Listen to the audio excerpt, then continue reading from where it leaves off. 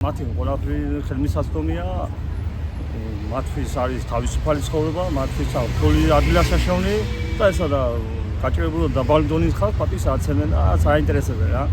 რა ინტერესებს აბა რაზე ფიქრობენ? რა ინტერესებს მათომ ჯიფები გაისო, მათომ მაგას საინტერესებს მეტი არაფერი არ აინტერესებს, მაგაც არაფერი ყოფის საერთოდ. სად გაფრინდეს, სად რესტორანში იქეიქო, რა ჭამო, რა სვან, ეს საკვა გეგმაში. თქვა 100 ლარამდე გაიზარდა ჯარიმა ტროტუარზე მანქანის დგომისთვის. ეს ჯარიმების გაზრდა მე სწორია ამ ვითარებაში და მოაგვარებს ეს ამ პრობლემას. ვერ მოაგვარებს. გამოაგვარებს, მაგ თანხის გაზრდით არ მოაგვარებს. ის მოაგვარებს ამდენი კორპუსები ნორმალური ფაგლებში უნდა აშენდეს რა. არღის ისეთი კორპუსები არის, რომ მათ საპარკინგი არ აქვს. და არის, რომ ძალიან ცუდად გაკეთებულია, შევიწროებულია საპარკინგი, შევიწროებულია ფეხის მოსიაო საბილიკები. რატომ არ ავალებს ამას მერია მშენებელ კომპანიას? შინაურობა ჩართულია მაგ საქმეში, მაგით ვერ არ ავალებს კი. ან კორუფციული ინტერესები აქვს საქართველოს ოცნების მთავრობას ბიზნესმენებთან? სულ ყველაფერი ინტერესია, მაი უნდა იყოს მარტო მან ბიზნესმენი. ბიზნესმენს ჩვენ არ გაგვხარებს. ჩვენ ახლა მე უნდა ავიწყო ბიზნესი რაღაცა ჩავთო საქმეში, ხო? იმდენი გადასახედე და მარკეტინგები, იმდენი რაღაცას მომთხოვენ, რომ ის რაც ფული მეკმა, იმას მათ უნდა მივცე და მე რა უნდა გავაკეთე, რა უნდა მევიკოთ. ყველაფერი ბუჭდება რა. ხომ გაინტერესებს ძალიან ადი ხელვაჩავში გზით წადი. ანუ წეხვიდე 20 წუთი უნდა დაგჭირდა, ახლა წახვიდე, ხო? 2 საათი მინიმუმ დაგჭირდება, ამიტომ გზებია ძალიან ცუდ დღეში.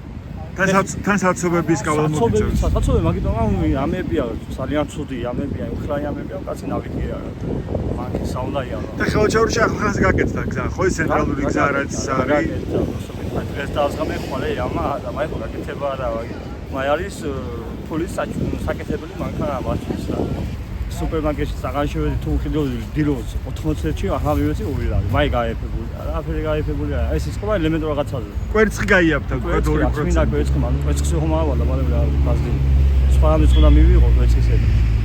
იცით რა უკვე ამოქმედა ახალი კანონი დღეიდან გუში მოაწერა ხელყაველაშვილმა, რომ თუ არ გვაღიარებთო და რამე ისეც იტყვითო რომ თქვა ჩვენ არ გვაღიარებთო, ამ შემთხვევაში გელოდებათ პატიმრობა 3 წლამდე ვადით. მე არა პრობლემა, მოკადე მაინც ის დაპატიმრებულია, რა ზენით.